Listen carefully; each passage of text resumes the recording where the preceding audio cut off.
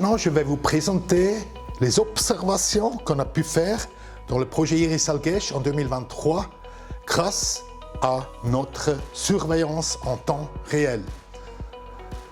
On sait déjà qu'on a utilisé 26% moins en eau sur le côté traité aquacoté et qu'on avait des récoltes qui donnaient un poids de 14% en plus.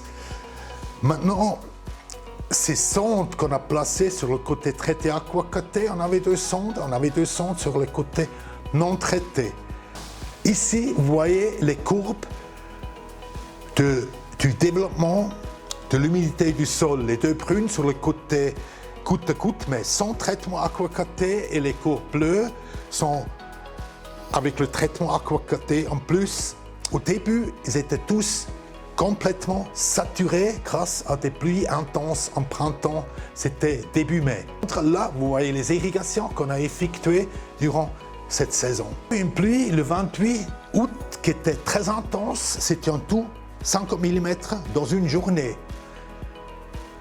Et ça arrivait à faire monter cette humidité de cet ordre de grandeur ici.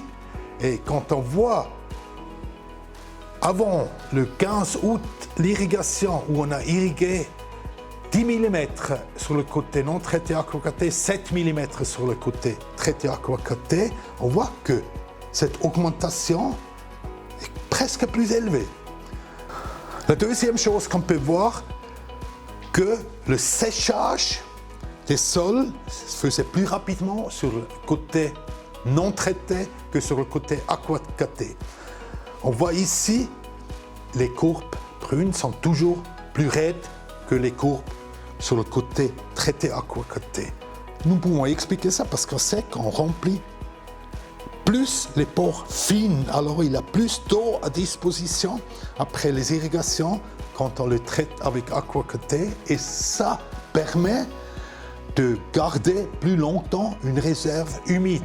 La troisième chose, c'est que les sols, après une irrigation ou une pluie, sur le côté non traité, ils sont plus rapidement saturés, ils n'arrivent plus à prendre plus d'eau et stocker plus d'eau, ou sur le côté aquacoté, ça dure plus longtemps.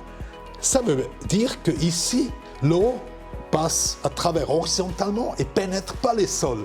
Et seulement là, c'est l'eau qui a pénétré le sol, qui est utilisée lentement. Sur le côté aquacoté, ces courbes ils sont totalement différents.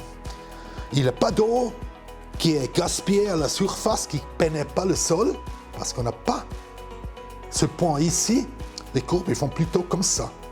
Et ça veut dire, même pendant l'irrigation encore, les plantes sont déjà capables d'assimiler de l'eau, ce que fait que cette courbe, elle a plutôt une forme comme ça, ronde, arrondie, et pas pointue